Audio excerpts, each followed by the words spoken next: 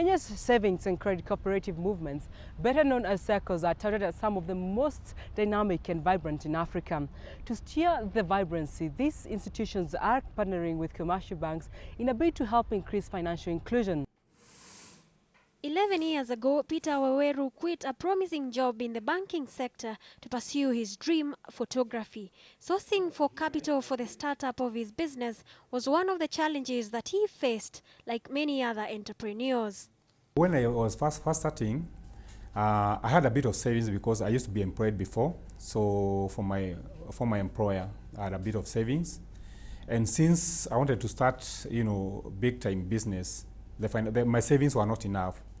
So I had to borrow a bit from, actually from family. It is against this backdrop that SACCOs are partnering up with banks to deepen financial inclusion for the micro, small and medium enterprises, as well as informal sector, which accounts for over 90% of all private businesses, according to data from the Central Bank of Kenya. Majority of the unbanked lie actually at the bottom of the pyramid.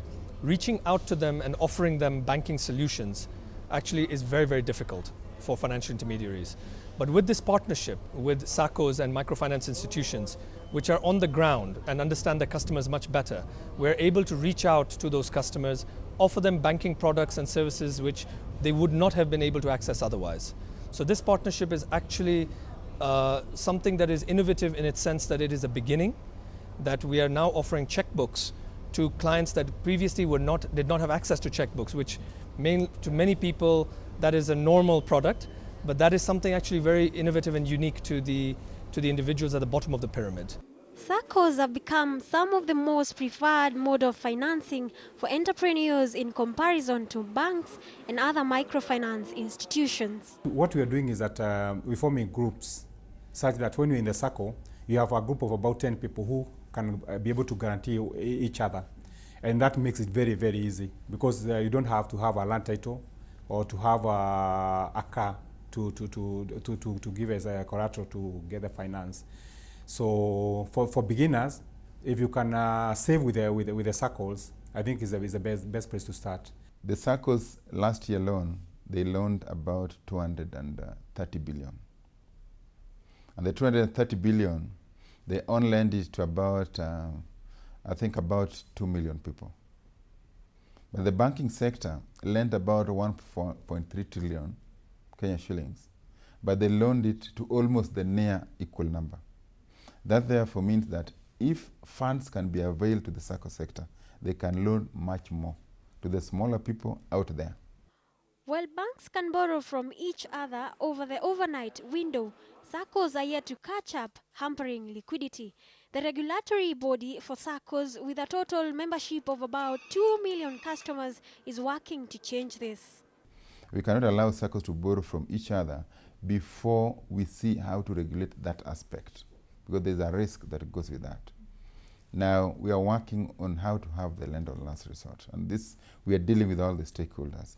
We are consulting our central bank, we are consulting the Association of Cooperatives, so that we must have the lend on last resort, so that we don't want a loan backlog in the SACCO sector. That means the sector is not fully matured as a full-fledged financial institution.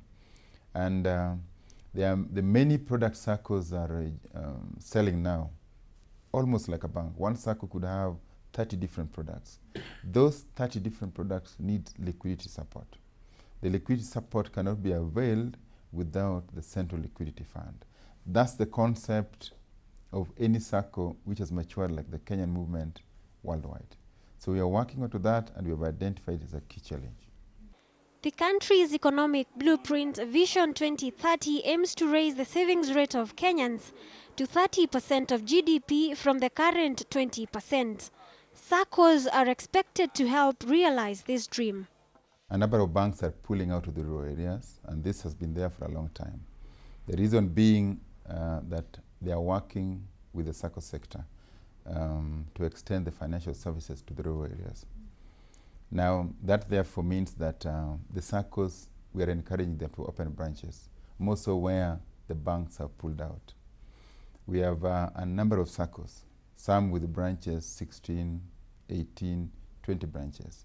with ATM facilities, offering all types of services which a bank will do. So that therefore means that what we are doing as a regulator to ensure that as they expand with the full infrastructure of technology and those financial products that can meet the needs of the poor, which were not covered by the banks.